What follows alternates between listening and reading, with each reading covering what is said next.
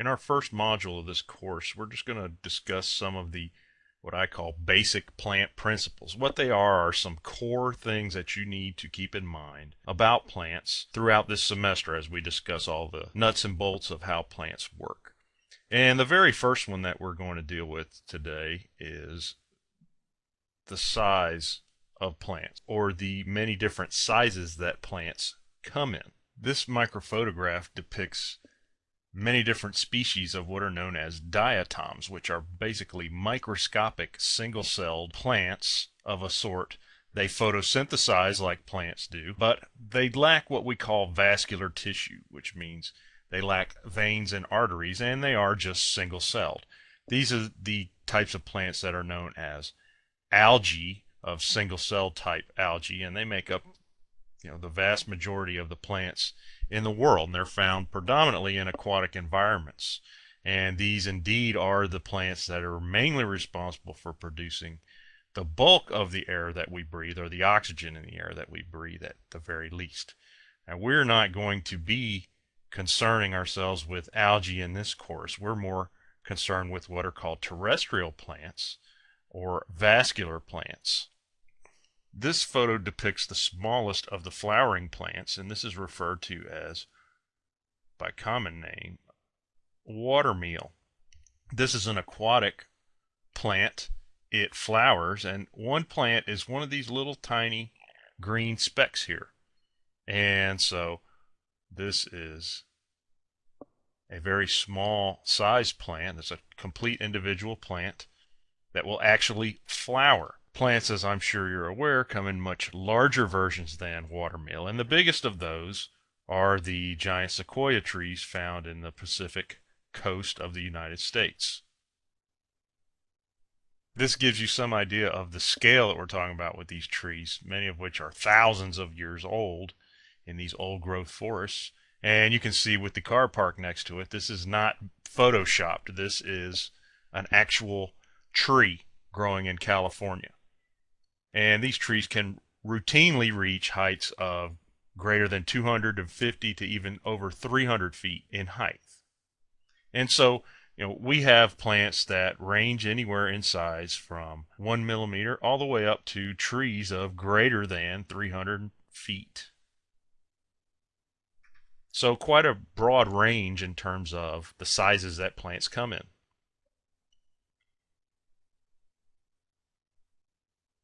The second basic principle that we need to keep in mind is that water is essential to all plant metabolism. In other words, all the processes that go on within plants are dependent on water to occur. So we'll say H2O, which is short for water, as you hopefully already know, is essential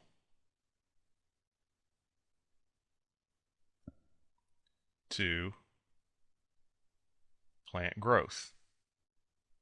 And in case you've never learned this from other biology type courses before, water happens to be essential to all life, at least as we know it. Water is very conducive to chemical reactions. In other words, it provides a very good environment in which chemical reactions can occur, and this would include all of the biological chemical reactions that not only plants but animals and any type of organism needs in order to carry out their life cycle and their life processes.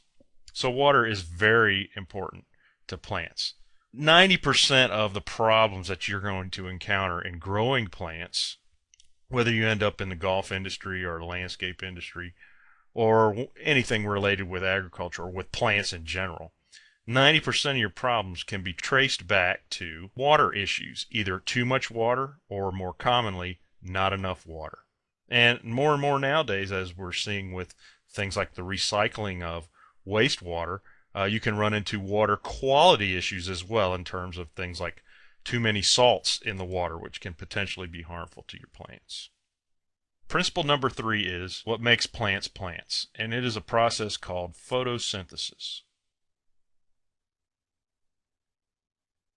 Throughout this course, I'll often refer to photosynthesis shorthand as PS, and photosynthesis is the process by which plants make their own food. We're not capable of making our own food. We must consume food, especially in the form of carbohydrates. And plants make their own carbohydrates. We're not capable of doing that. And the way they do it is they take carbon dioxide,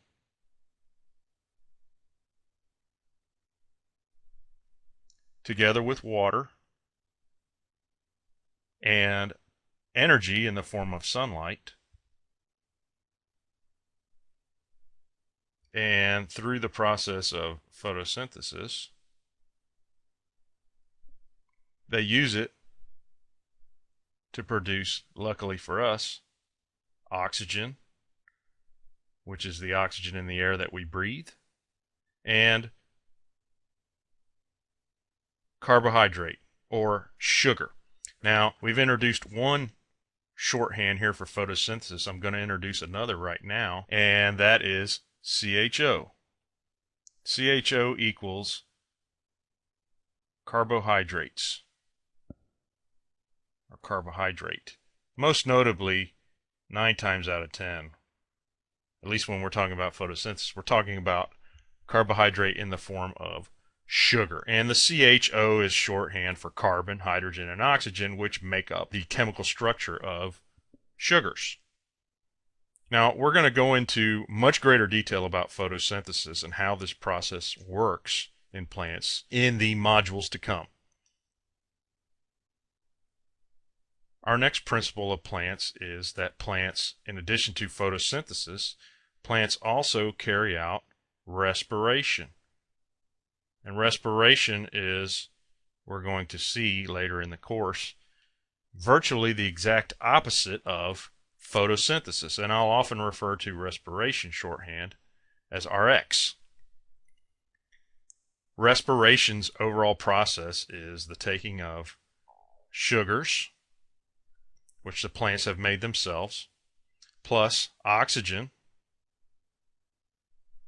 and breaking those sugars down to release carbon dioxide, CO2, as a waste product, and a compound called ATP, which we can think of as a form of energy, or at least it's a chemical form of energy that cells can then use to do things like copy DNA or grow into another cell, or in our case, we burn a lot of ATP in our muscles, and that's the form of energy that our muscle cells use to contract and expand, and so it gives us mobility. Now, plants don't have muscles, but they do carry out a lot of other processes that require this ATP stuff. And I'll often write or draw, let's say, a little comic book sort of explosion around those letters ATP.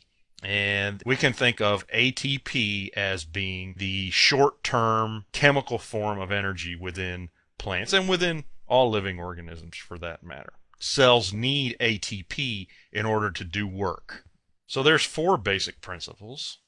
Our 5th principle is the way in which plants reproduce.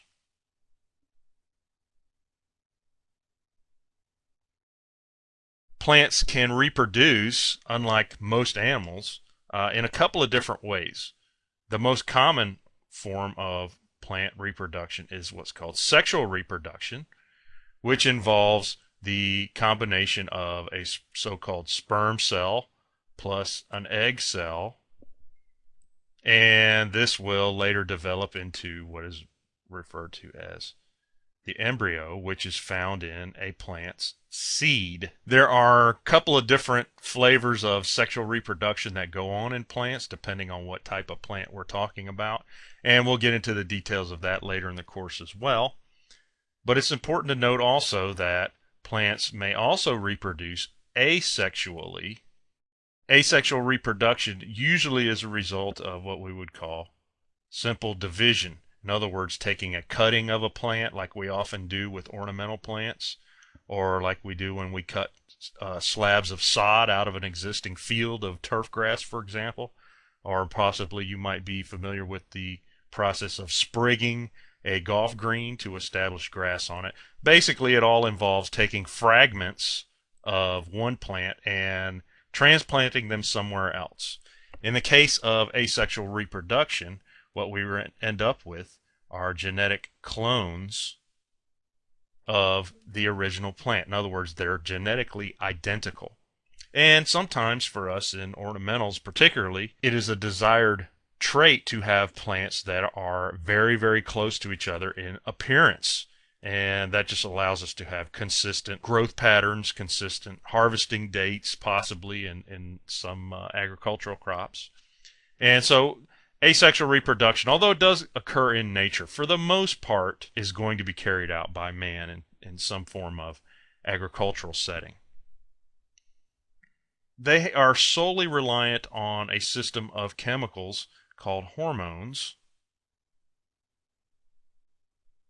to control all of the aspects of their growth. In other words, plants carry out what is referred to as a life cycle. And the life cycle for a plant starts as a seed. Draw a little seed here. And then we have germination of that seed. And let me draw a little leaf coming out and a couple of roots coming out of our seed. Then we'll have vegetative growth where you'll have multiple leaves and photosynthesis occurring. So I'll say vegetative growth. And then in the case of plants that actually flower, we can have another portion of the life cycle that we refer to as flowering. So here's my little cartoon daisy on the top of our plant, like you used to draw in kindergarten, right? And if a flower is successfully fertilized, it will produce seed. And so hormones come into play in this life cycle. In other words, they are used to control when the various stages of this life cycle occur. So when a seed begins to germinate, the embryo inside of that seed will start to produce certain chemical signals or hormone signals, which will determine which cells are going to become leaf cells and which cells might become root cells. Down the road, a different change in those chemical levels is going to trigger some cells, instead of becoming leaves, to become the parts of a flower. And hormones, again, once successfully fertilized, are going to trigger certain changes in the metabolism of the plant that produce seed, and so on and so forth. So the basic gist here is that hormones control plant growth. In other words, they control the various phases of the life cycle. Let me go ahead and write that out. Control the various phases of the life cycle. I mentioned previously that plants don't have musculature, and so they can't just uproot and migrate like a lot of animals do when weather conditions or climate conditions become adverse due to changes in the seasons at different times of the year. But plants do have the ability to respond to environmental stimuli or changes in the environment through the use of their hormones and through the use of making changes in their life cycle. And so that's our final principle here, and that is that plants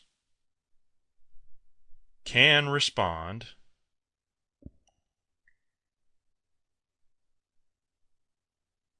to, let's say, an environmental stimulus,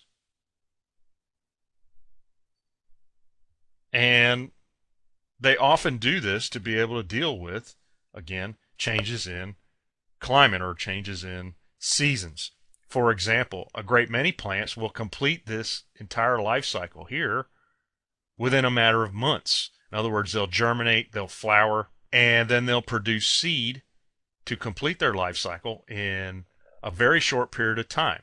The more extreme the environment in terms of weather conditions, like the further north you go, let's say to the tundra up in Alaska, and you'll see a very short growth cycle or very short life cycle indeed for a lot of those plants. And In order to successfully do that, they have to actually somehow sense and then respond in terms of the timing of when they germinate or the timing of when they flower accordingly. And so plants do this in response to things like seasonal changes.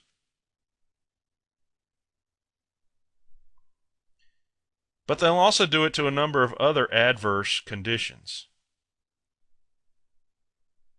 Now, some species are better capable of doing this than are others, and I just want to give you a few quick examples. Many species are adapted to extreme drought conditions by timing their seasonal growth patterns to avoid drought conditions in the hottest parts and driest parts of the year. Others are able to adapt by growing much deeper roots than normal plants or than the average plant, we should say.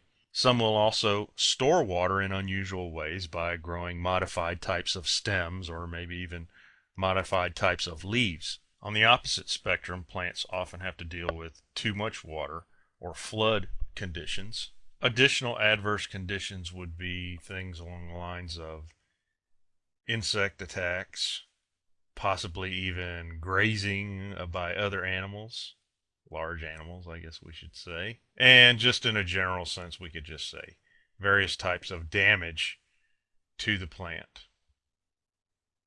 So overall, our considerations that we talked about would include the size differential between the smallest of the so-called vascular plants, watermeal, and some of the larger ones like I guess I never wrote it here, the sequoias.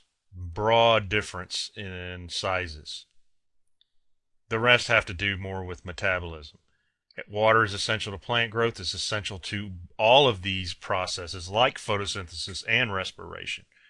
You can see it's actually a component of those two chemical reactions or the overall chemical reaction. So photosynthesis is basically sugar production by plants. Respiration is the turning of that sugar into ATP or into a usable form of energy. And then in terms of reproduction, plants can reproduce either sexually through the production of seed typically, or asexually via division or cuttings, you could say. Principle 6 is just that plants control their life cycle through a series of chemicals within themselves referred to as hormones. And then finally, that plants are quite capable of responding to environmental stimuli, heat, cold, drought, flood, etc. Now we'll spend the remainder of this course dissecting a lot of these things even further so that we can really get a better understanding of what makes a plant respond in one way, shape, or form. Because in the fields of landscaping and golf course management, we want the plants to respond in a particular way. We want them to look a certain way. We want them to be consistent with the other plants around them, perhaps. We want to provide a certain level of playability in the case of golf turf or sports turf. In the case of agricultural crops, we want them to produce the greatest yield. We want them to do so consistently so that we don't have to come in and harvest individual plants at different times. We can harvest an entire field simultaneously. And so that's what the remainder of this course is going to be about. And next time we will start delving into that by looking at the basics of the way plants are organized. And we'll start with the very basic unit of that, which is referred to as a cell.